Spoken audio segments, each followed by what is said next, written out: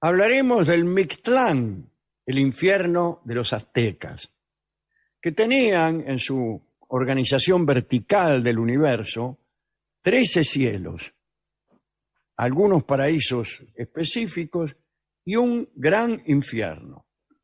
En las 13 capas celestes vivían dioses diversos, pero había lugares específicos para algunos muertos privilegiados. Hay que decir algo. La forma de morir y no las acciones de la vida determinaban el tipo de existencia póstuma que el individuo habría de tener. Según cómo morías, era el lugar a donde ibas a parar.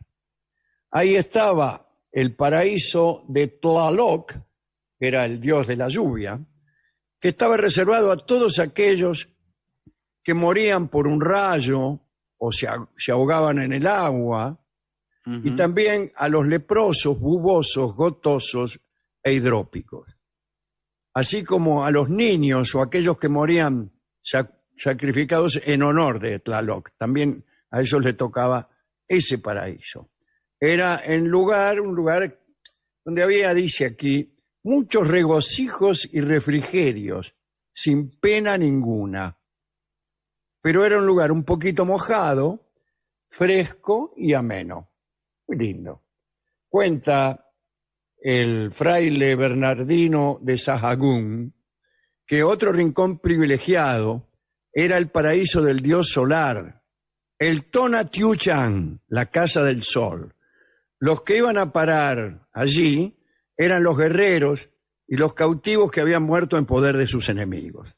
También asignaban igual destino a las mujeres que morían de parto, justamente por ser valientes, es decir. Los guerreros elegidos para este paraíso pasaban una vida deliciosa y diariamente al salir el sol festejaban esta circunstancia y cantaban himnos, bailaban y tocaban música con instrumentos desde el oriente hasta el cenit. Allí salían las mujeres a recibirlos y con los mismos regocijos conducían al sol hasta el occidente. Entre muchachas y muchachos, digamos, acompañaban el camino del sol. Por último, había otra dependencia del paraíso, pequeña, era el Chichihuacuauco, el árbol nodriza. Según el comentario del padre Ríos, iban a este lugar los niños que morían sin haber alcanzado el uso de la razón. Y allí eran alimentados por ese árbol de cuyas ramas goteaba leche. Alguna vez dijimos que los poderosos carecían de todo privilegio más allá de los aztecas. Cuentan que Moctezuma, ante la amenaza de los españoles, consideró la posibilidad de refugiarse en el mundo subterráneo. Mandó entonces unos mensajeros en misión indagatoria. Regresaron con malas noticias. Lo que en el mundo es goce, allí es tormento. Si Moctezuma viera ese lugar, quedaría helado de terror.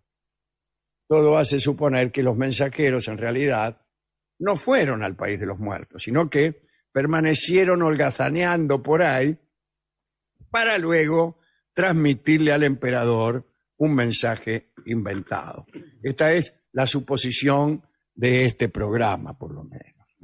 Vamos a meternos ahora en algunos rincones del inframundo azteca. El Mictlán era el gran infierno y allí gobernaba Mictlantecutli, un aterrador esqueleto rodeado de murciélagos, de búhos y arañas. Bueno, una porquería. Llevaba este tipo, el Mictlantecutli, sobre la espalda un sol negro. Es un sol que ennegrece, que produce oscuridad. Es el sol de los muertos, el sol de la noche. Bueno, Ahora bien, parece que después de la muerte, la mayoría de los fallecidos pasaban aquí, a este mundo subterráneo. Debían emprender un viaje y ese viaje duraba 4 años. Al Mictlán solo iban aquellos que morían de muerte natural, sin distinción de rango ni riqueza o de enfermedades que no tenían un carácter sagrado. Al Mictlán iba cualquiera que no hubiese tenido una muerte épica. Por lo tanto, casi todos. Los muertos debían atravesar 9 regiones para llegar al centro del Mictlán, propiamente, ¿no? La primera era Ixcuintlán, es la residencia de Xolotl, el dios del ocaso. En aquella región vivían los Xoloitzcuintle, unos perros pelados, que todos conocemos. En la mitología de México se creía que estos Xoloitzcuintles acompañaban a las almas de los difuntos cuando viajaban al Mictlán, por los que se los sacrificaba y enterraba junto con los muertos a los que debían guiar. Si cada vez que se moría alguno y sacrificaban a algunos de estos perros para que lo guiaran. Aquí también los muertos tenían que cruzar un río, el río Apanohuacaluya, donde habitaba Xochitonal, una especie de iguana gigante, digamos. En las orillas del río vagaban, ineficaces para cruzar, los muertos que no habían sido dignos o que habían maltratado a algún perro. ¿Por qué? Y bueno, porque para atravesarlos se necesita la ayuda de los ya mencionados perros Xoloitzcuintl, que notaban, advertían si el difunto era digno o no de ser cruzado. El difunto indigno quedaba varado como una sombra errante y quejosa, sin poder seguir con su trayectoria, ¿no? Y este río era el que delimitaba la frontera entre los vivos y los muertos. Había otras regiones del inframundo azteca, ¿no? Había un lugar donde había cerros que se abrían y se cerraban, chocando entre sí de manera continua, y el muerto tenía que buscar el momento propicio para cruzar sin ser triturado. Otra zona brava era el Ixtepetl, donde se encontraba una montaña con un sendero de pedernales de obsidiana, aquella piedra verde que se usaba para matar a las víctimas que se ofrendaban a los dioses. Bueno, estos pedernales desgarraban al muerto cuando tenían que atravesar aquel lugar. Bueno, después había vientos implacables, otra región estaba congelada, con 8 lomas de una especie de bloques de hielo con aristas cortantes. Ahí siempre caía nieve y tocaba el peor frío. Después estaba el Pancuetla Caloyán, y allí comenzaba una extensa área desértica con 8 páramos donde todo flotaba. Los muertos estaban a merced de los vientos que los llevaban de un lado a otro como banderas hasta que finalmente lograban salir de aquel lugar. Donde corría un extenso sendero al costado de los cuales manos invisibles tiraban flechas para acribillar a los finados que pasaban por ahí. Después estaba la 7ª región, el Teyolo Cualoyán. Ahí habitaban fieras salvajes que abrían el pecho de los muertos para comerles el corazón. Nadie salía con corazón de ahí. La 8ª comarca del inframundo era una región donde se encontraba el ya citado río Apanohuacaluya, el del comienzo. Y a esto era una masa acuática de agua negra, donde el muerto, ya sin corazón, se debatía para poder salir. Pero ahí no terminaban sus penas, porque el difunto tenía que atravesar un extenso valle con 9 ríos espantosos, que eran los 9 ríos adyacentes del ancho río principal. Finalmente se alcanzaba el final del trayecto en una zona de niebla en que no podías ver absolutamente nada. Ahí se entraba directamente ya a la residencia del señor y la señora de la muerte, que eran Mictlantecutli y Mictecacihuatl. Ellos le decían al que llegaba: han terminado tus penas, vete pues a dormir tu sueño mortal. Bueno. Y al fin de aquellas penosas jornadas que duraban 4 años, llegaban al lugar de las tinieblas, donde obtenían por todo premio el extravío pleno, eterno, y el desdén de todo lo existente. O sea, aterrador, sí, sí. Tanto sacrificio para llegar hasta ahí. Sí, y después la nada misma. Ese es el tango que vamos a escuchar en la versión del pianista Juan Trepiana, que se llama Nada, señalando el final del arduo camino del infierno de los aztecas. Con esta cosa de temas populares, vamos a los paraísos aztecas. Bien. Morirse era un mal negocio en el mundo azteca. Así como, por ejemplo, en el mundo musulmán daba gusto reventar, porque uno se hacía acreedor a un paraíso donde estaban nuestras amigas las huríes, donde se escabiaba, donde había jardines, había agua. Bueno, a quién le interesa, pero a los árabes sí. Vamos a ver qué sucede. Pero antes hagamos algunas aclaraciones sobre el pensamiento tan particular de esta gente. Primero pensaban que ciertos momentos de la vida determinaban todo lo siguiente.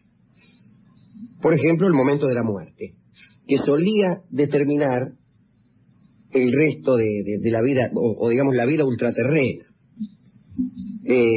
Había en casi todos los pueblos mesoamericanos un rígido código moral, pero en realidad no se inquietaban demasiado por los pecados individuales. Y aquí es donde estaban más lejos de la tradición judeocristiana, porque la noción de lucha personal, de conciencia personal, de redención personal, les era totalmente ajena. No era el hombre sino una parte infinitesimal de un proceso cósmico de destrucción, de regeneración, pero todo esto en forma colectiva, nunca en forma individual. Tampoco conocían este dualismo del bien y del mal, de Dios y del diablo. El dualismo de ellos tenía otro color, digamos aquel Dios Ometeotl, que era al mismo tiempo padre y madre de la humanidad, de los dioses, sin ser un dios importante, porque a pesar de ser el que los había engendrado a todos, tampoco le daban mucha bolilla que digamos, ¿no? Todos los dioses tenían aspectos buenos y malos, en eso se parecían a los griegos. Los dioses, como los hombres, tenían su costado de bondad y también sus defectos. Y en realidad no había ninguna certeza de que el bien iba a triunfar al fin. O de que lo que les parecía a ellos bien iba a triunfar al fin. En realidad yo creo que era una cosmología muy pesimista. Muy pesimista. Tanto es así que, como ya hemos dicho aquí, había habido 4 soles, el presente sería el quinto. 4 mundos, 4 edades, y esos 4 mundos habían sido destruidos por imperfectos, y destruidos por distintos cataclismos, por el agua, el fuego, etcétera, como hemos contado ya un día. Y el presente iba a ser destruido por un sismo. Sí, Hemos recordado esto en ocasión del sismo de México hace algunos en el 85. Claro, algunos años atrás. Esta naturaleza imperfecta del mundo tiene su importancia en cierto aspecto del culto que vamos a ver. Pero también hay que decir que, por ejemplo, aquel dios que más cerca parecía estar de la encarnación del bien, que era Quetzalcóatl, que fue una especie de Prometeo, que robó, si no el fuego, por lo menos el primer maíz para los hombres, digo maíz, que en cierto modo era protector de la humanidad. Bueno, también cayó en desgracia y padeció en manos de Tezcatlipoca, el espejo humeante, que lo derrotó. Ya que está traduciendo ese, nosotros que sospechamos el náhuatl podemos decir que Quetzalcóatl significa la serpiente emplumada. La serpiente ¿no? emplumada, ¿no? Coatl es... Serpiente. Pero si la moralidad personal, digamos, incidía poco en el proceso de la vida y la muerte, los actos colectivos de la humanidad sí eran esenciales. Como se ha dicho, este mundo era el quinto, los 4 anteriores habían sido destruidos, y a los hombres les tocaba velar por la continuación de este ciclo vital. Era un mundo frágil e imperfecto, y debía ser cuidado cada día. Y para que continuara ese proceso vital, había un elemento que era el agua preciosa, que era casi como el combustible del universo, y este elemento era la sangre. Quetzalcóatl inmolaba a serpientes, aves y mariposas, pero Tezcatlipoca lo había derrotado, y a partir de entonces solo el sacrificio humano tenía valor para que el universo pudiera continuar. Y así, por ejemplo, había distintos tipos de sacrificio. Por ejemplo, Tlaloc, el dios de la lluvia, reclamaba que se ahogasen niños en su homenaje, o para, no tanto en su homenaje, sino para que el universo continuara. Xipetotec, el dios del grano, exigía desollar una víctima, es decir, le arrancaban la piel, teñían esa piel de amarillo, y un sacerdote se la ponía como si fuera una pilcha. Una pilcha, ¿no? Y después nuestro amigo Huitzilopochtli, el pájaro que canturrea a la izquierda, digo yo que también Comodorio sospecho el náhuatl. Era, desde luego, Huitzilopochtli era el dios en su cenit, y necesitaba sangre humana, ese agua preciosa, para continuar su viaje a través del cielo. Quiere decir que el sacrificio era el medio útil para conservar la vida en un mundo que era muy arduo, muy difícil, muy frágil, y que estaba destinado a desaparecer. Pero vayamos entonces al tema de esta charla de hoy. ¿Qué le pasaba al tipo que se moría? ¿Cuáles eran los paraísos de los aztecas? Había 3, o si usted quiere 4. Primer paraíso, el paraíso oriental del sol. Y así, ¿quiénes iban? Los guerreros muertos en batalla, que es, en este sentido, es una disposición parecida a la de los musulmanes. Es una constante, porque también los vikings tenían esta historia encima, ¿no? Claro, iban al Valhalla a seguir peleando. Pero iban también los sacrificados en los altares del templo, aquellos que ponían sangre para seguir aceitando los patines del universo. Al amanecer, las almas se congregaban para acompañar al sol hasta que llegaba al cenit. Y después de 4 años podían regresar a la tierra como mariposas. Y si no querían, como pájaros cantores. No parece un buen paraíso, pero debe decirse que este era el mejor. Después venía el paraíso occidental del sol. Allí iban las mujeres muertas al dar a luz, y cuando el sol llegaba al cenit, acompañado por los guerreros y por los sacrificados en los altares del templo, que habían muerto, las chicas reemplazaban a los guerreros y acompañaban al sol hasta el ocaso. También podían regresar a la tierra como mariposas nocturnas. Eso si es que no se le ocurría otra alternativa, que consistía en ponerse en las noches de luna llena en las encrucijadas y raptar niños para luego comérselos. ¿Qué hacía un niño en una noche de luna llena en una encrucijada? Bueno, no lo sé. Pero le voy a decir una cosa. No volví a jorobar nunca más. ¿Sí? Claro. Pero de todo esto la culpa la tienen los padres. Sí. Después venía, no finalmente, todavía habrá otro, venía el tercer paraíso, que era el paraíso meridional, y allí iban las almas elegidas por Tlaloc, el dios de la lluvia, y este reclamaba a los que habían muerto ahogados, por cierto, a los que habían muerto víctimas del rayo, a los suicidas, y a los que morían por enfermedades relacionadas con el agua, por ejemplo, hidropesía, lepra. ¿En qué se relaciona la lepra con el agua? Bueno, la medicina azteca tenía esas cosas. Reumatismo. Cólera. Reumatismo, claro, cólera. Este paraíso meridional se sabe que era un jardín muy verde. Eso es todo. Como se ve, a ninguno de estos se accedía por mérito personal. Generalmente tenía que ver con la ocasión de la muerte. Si morías ahogado, al de Tlaloc. Si morías en el parto, al occidental. Pues si morías en batalla, al oriental del sol. Pero desde luego, la mayoría de la gente ni moría en batalla, ni moría sacrificada en los altares del templo, ni moría al dar a luz, ni se suicidaba, ni se ahogaba, ni moría de hidropesía, ni por el rayo. ¿Y qué le pasaba a esa gran mayoría de gente? Bueno, mala suerte.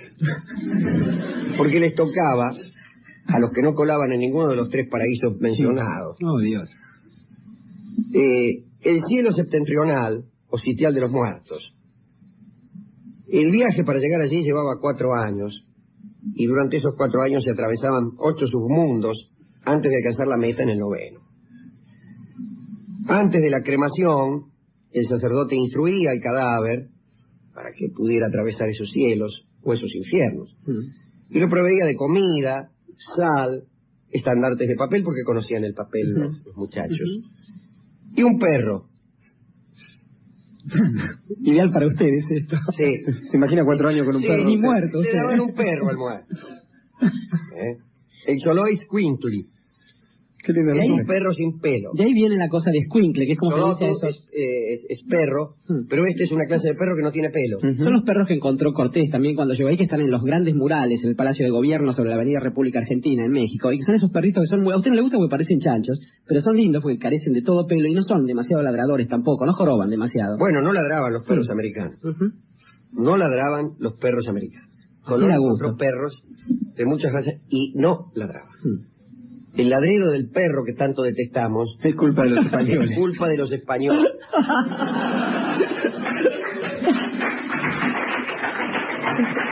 El perro de García. Perro, así da gusto tener un perro silencioso. ¿No? Qué cosa sería comprar un rifle. Bueno, le daban un rope también al cadáver. Sí. En la boca le colocaban una pieza de jade verde que iba a reemplazar al corazón. Es decir, era un corazón de piedra verde. Sí, sí, es que han escuchado hablar a un tal Salvador de Madariaga por ahí. Sí. Le daban también regalos para el señor y la señora del mundo subterráneo, una especie de Hades y Perséfone americanos. Cruzaban un río, atravesaban montañas cuyas laderas chocaban entre sí, especie de simplégadas del tercer mundo. Luego había un pasaje con viento frío, tenían después que abrirse paso a través de las rocas, eludir ráfagas de dardos, ahuyentar jaguares que venían a comerles el corazón, trepar por unas rocas quebradizas y finalmente llegaban al lugar de las tinieblas y el piadoso olvido. Tanto penar para morirse uno, dijo Miguel Hernández. Miguel Hernández, muy bien. Este pesimismo es difícil de entender, porque hasta uno sospecha que los emperadores y los sacerdotes deberían haber previsto algún acomodo para ellos mismos. Y ahí es cierto, en la literatura que se conserva, algunos retazos de poesía que nos dicen el emperador fulano fue a reunirse con sus ancestros al jardín de no sé qué. Pero en general no. Y oigan esta historia. Moctezuma, ante la cercanía de los españoles, decide refugiarse en el mundo subterráneo y manda mensajeros para que preparen su llegada. Y a los mensajeros le dice: miren, muchachos, lo que hay en el mundo, lo que en el mundo de arriba es goce, aquí es tormento. Aquí hay continua tortura. Así que díganle a Moctezuma que si viniera a este lugar quedaría helado de terror o se convertiría en piedra. Y Moctezuma eligió el infierno de arriba. Por eso el arte azteca, la poesía azteca, como la poesía de algunas épocas del mundo occidental, es una poesía llena de un delicado pesar, parecida a la literatura del siglo I, en la antigüedad clásica, sin dioses, o mejor dicho, sin esperanza. Pero además con un delicado amor por las cosas de la vida, aún por las cosas más mundanas, que se ennoblecen solo por ser perecederas, efímeras y frágiles. Los mayas creían más o menos lo mismo. Pero nadie tenía muchas respuestas a lo que esperaba la gente después de la muerte. Los mayas creían más o menos lo mismo. No tenían 4 paraísos, sino uno en donde iban todos juntos. Los guerreros muertos en batalla, las mujeres que morían al dar a luz, los ahogados, en fin, toda esa gente, en cierto modo los suicidas, en cierto modo privilegiados. Raro, ¿no? Y qué distinto a la tradición judeocristiana, especialmente en este asunto de los suicidios. Parece que el suicidio el suicidio fue históricamente, no solo en estos pagos, sino en general en el mundo, en la tierra de los hombres, una decisión de carácter personal que de algún modo enaltecía aquel que la tomaba, bueno, ¿no? Que hacía cargo de su destino. Desde luego en Roma era un gesto de nobleza. Se convidaba al suicidio a los nobles que caían en desgracia y estaba mal visto aquel que no lo hacía. Además está recordar a los japoneses. Y recordemos aquel cuento de Borges en la Historia Universal de la Infamia, el incivil maestro de ceremonias Kotsuke no Tsuke, que se niega a hacerse el harakiri, y entonces, bueno, anatema sobre aquel que se niega a hacerse el harakiri, ante el deshonor. Sí. Bueno, aquí no sucede eso. Está bien que no suceda, qué sé yo. No es este un programa para empezar con temas tan profundos como menos aún es un programa para bien el suicidio o no, esas mesas redondas que hacen al mediodía. Miren si empezamos cuando a promocionar no llegamos a ninguna conclusión. Bueno sería, ¿no? Conclusiones que pasaron por alto a Kant, a Hegel, a Platón, a Aristóteles, en un programa del mediodía le iban a resolver. Si tenían un poco más de tiempo. Es la sensación que dan los conductores. Dice, bueno, lamentablemente llegamos al fin del programa, no hemos llegado a alguna conclusión. Qué lástima, dice uno, que no tengan media hora más estos desgraciados. Y si no, sabríamos si hay Dios, si está bien suicidarse, el origen del mundo, de dónde venimos, hacia dónde vamos, la cuadratura del círculo y la inmortalidad del cangrejo.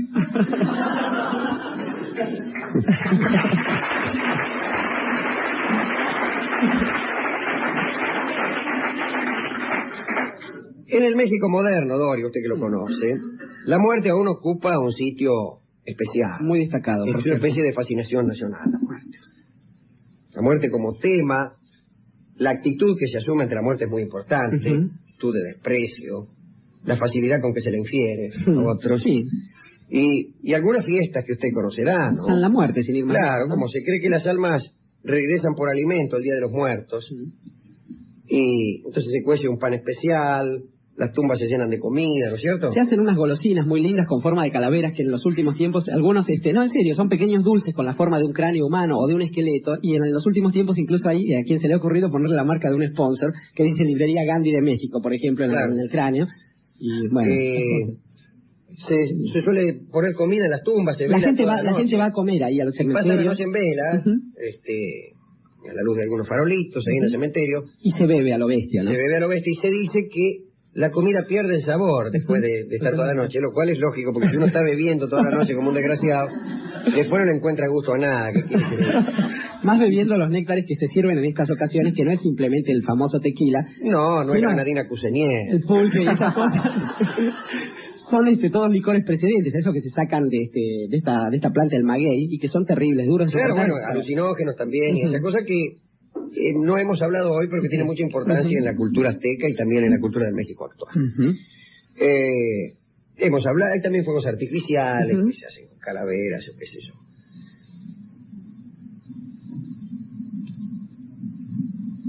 Cuesta tanto, pero tanto, imaginarse una sociedad como aquella. Es tan difícil. Y hay tanta liviandad en quienes analizan este choque entre las culturas, la cultura de los conquistadores, la cultura de los que allí estaban, cuando se lo reduce a una usurpación territorial. Era y es tan difícil que lo digan sino los mexicanos, que lo diga Octavio Paz, que ha escrito tanto sobre eso. Armar, como le llaman los jesuitas a esto, el sincretismo, porque realmente parecen gente de otro planeta. Empezando por un pueblo como el azteca, que eligió desde el comienzo de su historia casi lo peor que a uno le puede pasar. Tenían una profecía rarísima, que era encontrar a un bicho de estos, un águila mordiendo una serpiente parada encima de un nopal y en medio del agua. Bueno, era una situación difícil, y encontraron el único lugar donde podía suceder, que era un pantano, y ahí fundaron la ciudad más grande de aquellos tiempos, que fue Tenochtitlan, México, ¿no? Que es la ciudad más grande de estos tiempos. También. Y en este momento México es la ciudad más grande del mundo. Y que en lugar de tener esos canales que tenían en la época de los aztecas, tiene unas autopistas muy semejantes en las que uno no se puede bajar nunca del auto y puede pasarse años encima de un auto. Porque ha sido desecado todo eso, sí. Pero se va a hundir, dicen también. Sí, también está la otra profecía, los mexicanos se burlan un poco de esto. Pero quiero decir, es tan difícil, sigue siendo tan difícil entender ese pesimismo cósmico de un mundo que está mal hecho, que está destinado a desaparecer, de un mundo en donde la lucha personal no sirve de nada, donde lo único que uno puede aportar es su sangre, pero ni siquiera para una gloria personal, porque fíjese lo que se logra haciéndose sacrificar, un paraíso que no es tal, un paraíso que es un mundo de tiniebla, muy poco deseable, y eso nada más que para que el mundo dure un poco más. Aún así, Alejandro, yo creo que esta charla que usted ha hecho hoy nos permite una dedicatoria que mucho nos complace, porque si bien es cierto que incluso es el último emperador, del muchacho Cuauhtémoc, que supo morir... El sobrino, ¿no?, de Moctezuma. Exactamente, para volver como una mariposa en algún momento, hubo otros hombres en el México más cercano, aquellos hombres que hicieron la primera gran revolución de este siglo, en el año 1910, y particularmente entre ellos un muchacho nacido en el pequeño pueblo de Anenehuilco, en el sur, que alguna vez decidió que tenía sentido el sacrificio personal, el sacrificio de la propia vida, para que esas personas que estaban con él trabajando esa tierra fueran los dueños de esa tierra, y entonces junto a don Emiliano Zapata se hizo esa sublevación que es una de las más nobles que conoció América, gente que sabiendo que iba a volver como una mariposa, quizás decidieron morir como hombres, que es mucho más de lo que puede decidir uno en estos días, ¿no? Para los que han sabido volver después de muertos, como Emiliano, como mariposas, un pájaro cantor canta esto que se llama precisamente La Mariposa.